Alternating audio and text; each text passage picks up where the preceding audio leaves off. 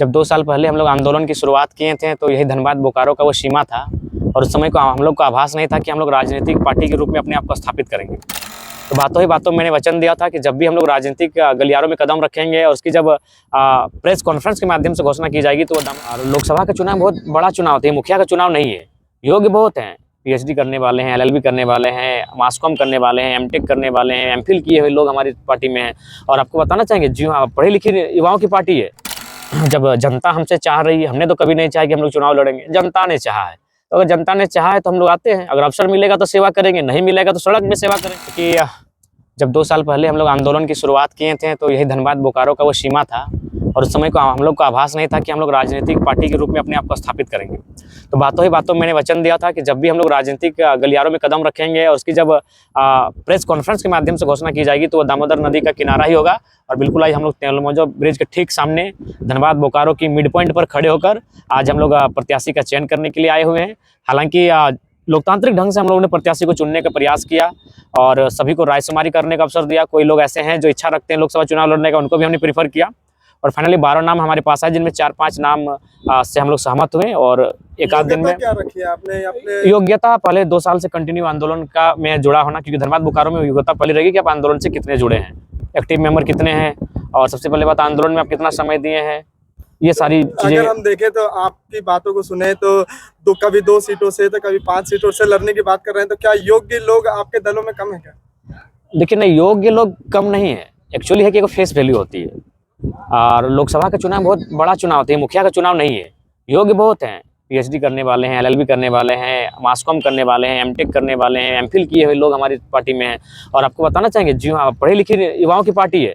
लगभग 6 लोग हैं हमारे जो केंद्रीय कमेटी में जो पीएचडी कर रहे हैं, आईएसएम से पीएचडी किए हुए डॉक्टरेट लोग हमारी पार्टी में महासचिव के पद पर हैं। पढ़ी लिखी और योग्यता की कोई कमी नहीं है, बस ये है कि फेस वैल्यू और जो भी कारण रहे। अगर हम देखें तो बीजेपी के तरह आप भी फेस वैल्यू पे ज्यादा ध्यान दे रहे हैं। देखिए लोकसभा का चुनाव आपका फेस वैल्यू मायने रखता है, क्योंकि हर एक गांव तक जयराम वहाँ तो नहीं प्रचार के लिए जा पाएगा, वहाँ उस कैंडिडेट का फेस वैल्यू मायने रखता है। तो वो चीजें थोड़ा सा, क्योंकि मात्र 2 साल हुआ हम लोग का आंदोलन का और पार्टी बढ़ा हुआ लगभग 1 साल भी नहीं हुआ है, जून के महीने में पार्टी बढ़ाए है। तो ये चीज थोड़ा सा यथार्थ की राजनीति करने वाले हम लोग इस चीज को देख रहे हैं अपने खापी के रूप में। लेकिन मेरा मानना है कि हम लोग अपनी ऊर्जा को सबसे महत्व रखते हैं और भले उनकी फेस वैल्यू नहीं है, लेकिन जब हमारे प्रत्याशियों की घोषणा होगी गांव-गांव तक हम लोग आसानी से चले जाएंगे। कितना टसन होगा धनबाद लोकसभा जो कि बीजेपी एक भोजपुरी स्टार को उतार करके क्या असर पड़ेगा जेबीकेएसएस पर? अभी तक शायद कंफर्मेशन नहीं हुआ है वो। अच्छा, पवन सिंह जी का लगभग भारतीय जनता पार्टी से आपका आंदोलन धनबाद और बोकारो रहा, लेकिन आप धनबाद और शोभा छोड़ के अब गिरिडीह लोकसभा में क्यों लड़ रहे हैं? बिल्कुल, आपकी बातों में पॉइंट है और मेरे सवाल का जो उत्तर होगा उसमें भी पॉइंट है। लड़ने का रीजन यह है कि मेरा जो खुद का वोटर आईडी है, जब हम खुद बात करते हैं कि भाई जिनका यह वोटर आईडी रही, जो लोग इस क्षेत्र के रहे हुए लोग लड़ते हैं, तो मेरा खुद का वोटर आईडी गिरिडीह लोकसभा में है। मेरा गाँव, मेरा प्रखंड, मेरा पंचायत, मेरा विधानसभा, मेरा लोकसभा गिरिडीह है। इसीलिए मैंने खुद के वोटर को प्रीफर किया कि मैं पहला वोट खुद को दूं, इसीलिए गिरिडीह लोकसभा मेरा प्राथमिकता है। जयराम जी, 2 सवाल एक साथ पूछना चाहूंगा समय का अभाव को भी देखते हुए। सबसे पहला तो ये कि जो आपके दल और आपके दल के प्रत्याशियों ने, लोगों ने जो बाहरियों के लिए जो शब्द और वानियों का इस्तेमाल किया, तो कितना साथ लगता है मिलेगा बाहरियों का? दूसरी बात कि अगर हम तब की बात नहीं कर रहे हैं कि आप हार जाते हैं, तो मैं तब की बात करता हूं कि अगर आप जीत जाते हैं तो आप किस गठबंधन को साथ देंगे? आप इंडी गठबंधन का साथ देंगे या एनडीए गठबंधन का साथ देंगे? देखिए, सबसे पहली बात है उस समय 2 चीजें होंगी, जिनका साथ देंगे उनसे एक बार चर्चा होगी कि आप हमारे मुद्दों के साथ कितने हैं, हमारे जो स्थानीय मुद्दे हैं उनके साथ आपकी क्या प्रतिक्रिया है। और दूसरा राय होगी जनता के साथ कि हमको किसके साथ जाना चाहिए, क्योंकि आज सोशल साइट्स का जमाना है। हम लोग तुरंत ट्विटर में कैंपेन कर सकते हैं, हैशटैग अभियान चला सकते हैं और वहाँ से एक मैसेज हमारे सामने सर्कुलेट होकर जब आएगा, या फिर हम लोग एक टोल फ्री नंबर जारी करेंगे कि हमें किसके साथ जाना चाहिए। तो जनता से पूछ के और अगली पार्टियों से अपने क्षेत्र की रजामंदी लेके हम लोग उस पर सोचेंगे। बाहरी वोट पे क्या कहना चाहिए?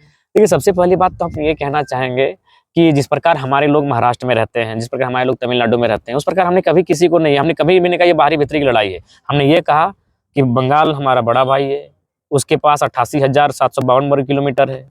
बिहार हमारा मंझला भाई है, उसके पास 94,163 वर्ग किलोमीटर का जमीन है। उड़ीसा हमारा संझला भाई है, उसके पास 1,55,707 वर्ग किलोमीटर है। और झारखंड सबसे छोटा है, इसके पास 79,714 वर्ग किलोमीटर है।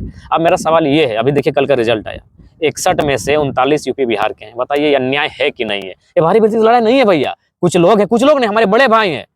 अगर भारत एक देश है लेकिन आपके संगठन के लोग तो लगातार बाहरियों को ही नहीं, निशाना बना रहे हैं। हमने कभी नहीं कहा। हमने ये कहा कि बड़ा भाई और छोटा भाई में बंटवारा हो चुका है। हमें जो बंटवारा मिला है उसमें हम साग लगाएं, सब्जी लगाएं, वो हमारा मैटर है। आपके पास जो बंटवारा है, यानी आपके जो राज्य की नौकरियां हैं, आप उस पर अपना अधिकार जमाएं। हमारे राज्य की नौकरी पर अधिकार हमारा रहे। बताइए, 61 में 39 बाहर के लोग ले गए, तो बताइए झारखंड क्या करेगा? यहाँ के लोग अपराधी बनेंगे, यहाँ के लोग कोयला ठेलेंगे, यहाँ के लोग बालू ठेलेंगे, क्या करेंगे यहाँ के लोग? आप ही बताइए, ये कहाँ से समय किसी भी दृष्टिकोण से उचित नहीं है। तो बाहरी हमारी वोट मैटर करेगा ना चुनाव में? देखिए, मैटर करेगा, लेकिन हमारा स्टैंड क्लियर है भाई, हम लोग स्थानीयता पर हैं। ऐसा नहीं है अगर महाराष्ट्र में किसी झारखंडी के वोटर कार्ड है तो वो जाके चुनाव लड़ता है और महाराष्ट्र किसी नेतृत्व को स्वीकार करता है, तो ये चीजें होनी चाहिए। लोगों का साथ मिलेगा? अब बिल्कुल मिलेगा। जो दबे कुचले लोग हैं, शोषित पीड़ित लोग हैं, उनका भरपूर हमें साथ मिलेगा। जिनका जीवन अभाव से बीता है वो हमारे साथ हैं। मेरा एक सवाल रहा, सुदेश महतो आपके ऊपर हमला है, नाम तो नहीं लेते लेकिन आड़े हाथ लेता है कि एक मुखिया का चुनाव नहीं जीत पाता है तो बड़े ख्वाब देखते हैं। देखिए, भारत एक लोकतांत्रिक देश है, ख्वाब देखना बुरा बात नहीं है। और इस जब जनता हमसे चाह रही है, हमने तो कभी नहीं चाहा कि हम लोग चुनाव लड़ेंगे, जनता ने चाहा है। तो अगर जनता ने चाहा है तो हम लोग आते हैं। अगर अवसर मिलेगा तो सेवा करेंगे, नहीं मिलेगा तो सड़क में सेवा करेंगे, और मौका मिला तो सदन के भीतर से सेवा करेंगे, सेवा की बात करेंगे। हम लोग ये नहीं कहेंगे आदरणीय प्रधानमंत्री की जगह कि मेरा क्या है, हम तो झोला उठा के चल जाएंगे, ये बयान हमारा नहीं रहेगा। क्योंकि मेरा है, मेरे बाप का लहू बहा है, इस मिट्टी के कण कण में मेरे बाप का रक्त दिखता है, इसलिए हम झोला उठा कहीं नहीं जाएंगे। अगर जीतेंगे तो सदन से बात करेंगे, अगर नहीं रिजल्ट कर पाए तो सड़क से झारखंड की आवाज को बुलंद करेंगे, लेकिन झोला उठाकर कहीं नहीं जाने वाले हैं। पलड़ा किसका भारी है धनबाद लोकसभा क्षेत्र में? धनबाद लोकसभा क्षेत्र में आपके संगठन से? हमारे संगठन से तो ऐसे दमदार प्रत्याशी सामने नहीं आए हैं, लेकिन हम लोग उम्मीद करेंगे कि संगठन एक टीम यूनिट के रूप में काम करें और उस प्रत्याशी को जीतने की स्थिति में लाके खड़ा करें। 2 दिन में हम लोग घोषित कर देंगे। धनबाद में हमेशा खूनी खेल होता है और अक्सर देखा जाता है कि यहाँ पिस्तौल बारूद की राजनीति होती है। आपके जितने भी नामांकन आप नाम दर्ज बता रहे हैं, ये युवा है, इनके पास ना मनी पावर है, ना ही इनके पास औजार है, तो ये कैसे उन लोगों का मुकाबला करेंगे? औजार से चुनाव नहीं लड़ा जाता है, औजार असंवैधानिक है। औजार से चुनाव नहीं लड़ा जाता है। चुनाव जो भारत का संविधान है उस दायरे से लड़ा जाता है, और हम लोग उस दायरे से चुनाव लड़ेंगे। और जहां तक अगर ऐसी परिस्थिति सामने आएंगी तो हम लोग पीछे नहीं हटेंगे, क्योंकि झारखंड रक्त से, लहू बहने से झारखंड का निर्माण हुआ है। तो अगर हमारे रक्त से झारखंड मजबूत होगा तो पीछे हटने के कोई चांस नहीं बनता है। धनबाद में बीजेपी के साथ टक्कर होने वाला है और बीजेपी के पास तो काफी फाइनेंशियल है, आपके पास ना फाइनेंशियल है, ना ही आपके पास बड़ा इनकम सोर्सेस है, तो आखिर आप धनबाद में कैसे प्रमोट कीजिएगा? देखिए, उसके लिए जनता है, मीडिया बंधु हैं जो विचारधारा को हमारे गांव तक लेकर जाएंगे। आज सोशल मीडिया, इंटरनेट का जमाना है, और नरेंद्र मोदी आदरणीय अगर प्रधानमंत्री बने तो इंटरनेट का बहुत बड़ा रोल है। 2014 से पहले हम भी सच में नहीं जानते थे उनको।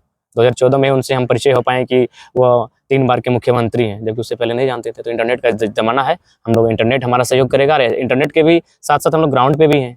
आज लगभग 12 करोड़ 37 लाख का मुआवजा मायने है 6 महीना में, हम लोग ग्राउंड पे हैं। इंटरनेट और आईटी सेल कभी कभी अफवाहों को भी इतना बहा देता है कि झूठ को भी सच बतला देता है। जी, ये सत्य तो ये है। फिर कैसे होगा? उसके लिए हमारी एक विशेष टीम रहेगी और वो उन चीज़ों को हैंडल करेगी, टेक ओवर करेगी। सर, आपने गिरिडीह के लिए जगह चुने कि वहां से आप लोकसभा लड़िएगा, और जेएमएम अपना उम्मीदवार के रूप में मथुरा प्रसाद महतो जी को दे रहे हैं, जो कि आपके अभिभावक स्वरूप भी रह चुके हैं। तो आप किस तरह के वहाँ के उम्मीदवार और आप दोनों में देखिए, आपने मेरा एक स्टेटमेंट सुना होगा, मैंने ये कहा कि अगर मुझ में राजनीतिक लक्षण नहीं है, मुझ में अगर राजनेता का गुण नहीं है, तो मेरी माँ भी मुझे वोट ना दे, मैं इस बात को कहूँगा। अगर मुझ में राजनीतिक समझ है, राजनीतिक चेतना है और राजनीति करने का लक्षण दिखता है, तो मेरी माँ भी मुझे वोट दे। तो फिर अभिभावक है, मानते हैं, उनके विद्यालय में, चूंकि मेरे पिताजी के दोस्त रहे हैं, उनके विद्यालय में हम पढ़े हैं निःशुल्क, जो सच्चाई है। लेकिन राजनीति अलग चीज़ है, राजनीतिक विचारधारा अलग चीज़ है।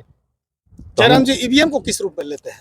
देखिए, चूंकि जब धरती से रह के चंद्रयान को हैंडल किया जा सकता है तो ईवीएम को किया जा सकता है, लेकिन बहुत भारी पैमाने पे ईवीएम का प्रयोग होता है। तो हमारा एक साधारण सा युवा जो आईटी का स्टूडेंट नहीं है, कह पाना थोड़ा सा जल्दबाजी हो। सर, ईवीएम के बारे में मैंने सर्च किया था तो देखा था कि जितना वोटिंग होता है, जितने वालों के लिए वहाँ 60% आते हैं और हारने वालों में 30% आते हैं, और बाकी का अगर कोई नाम भी दर्ज करा के छोड़ देता है तो 1500 से 3000 आता है। तो देखिए, इसके लिए देखिए, सुनिए आदरणीय सम्मानित पत्रकार महोदय, भारत एक लोकतांत्रिक देश है, यहाँ 80 करोड़ मतदाता हैं। तो 80 करोड़ में कम से कम तो उसका 10% लोग भी अगर सड़क पर आ जाएंगे ईवीएम के खिलाफ, तभी तो लोग विश्व पर ये मैसेज जाएगा। हमारे और आपके कहने से तुरंत बदलाव नहीं आएगा। इसीलिए अगर वास्तव में ईवीएम देश के लिए बेहतर नहीं है, तो यह देश की 80 करोड़ जनता को पहले अपने आप में राजनीतिक चेतना लाने की आवश्यकता है, उसके बाद ईवीएम पर बात उनको करनी चाहिए।